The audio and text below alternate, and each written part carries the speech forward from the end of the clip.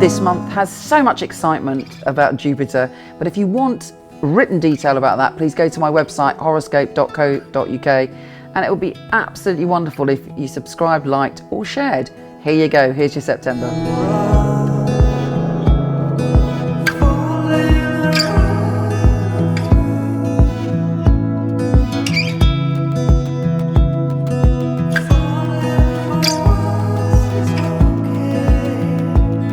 This is the astrological update for lovely Pisces for the whole of September 2016. And what a month, what a month, what a month. It's full of all sorts of interesting planetary shenanigans, kicking off with a new moon and a solar eclipse. So it's massive change, new beginning, new start. And for you, it's in your position of relationships. It could be you're ending a relationship or starting a relationship. Even if you're in a long-term and happy relationship, the relationship can expand to the next level. There's a subtle shift of energy and dynamics connected to relationships. And it's also urging you to look at your shadow side in relationships. What are your fears when it comes to love? What are you hiding from? This eclipse will bring it to the surface. Be brave, little fishy, and allow yourself to swim into the light. Because once you release your fears, everything gets easier when it comes to love. Now, of course, the big news of this month is that Jupiter, the planet of good fortune, is shifting signs. And that means that the focus of where Jupiter is going to give us our good luck is different. And for you, it's in a really interesting place because it's in your primal feelings. It could be that you get involved in a very intimate relationship, or you suddenly share resources with someone. It could be that out of the blue, you're left an inheritance by your great-great-aunt Maud. It could be that you find yourself in one of the most divine and intense sexual relationships of your life. It could be that you suddenly come into your power. But it also is saying that you have to step out of the box, expand, evolve, and transform to be able to fully experience the joys and good fortune of Jupiter.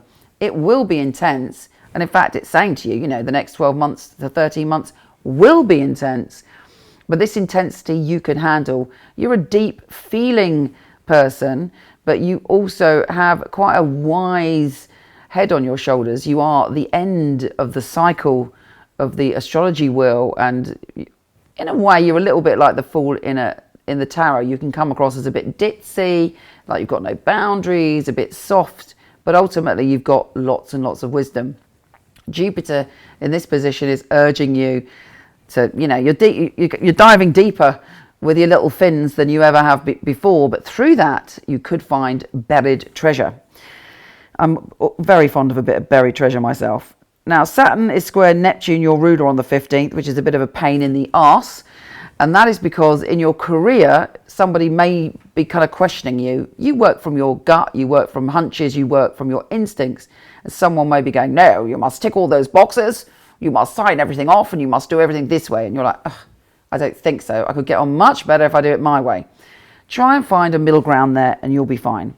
Now on the 16th, this is intense. Of course, it's the full moon in your sign and it's a lunar eclipse in your sign. Your whole identity is being called into question.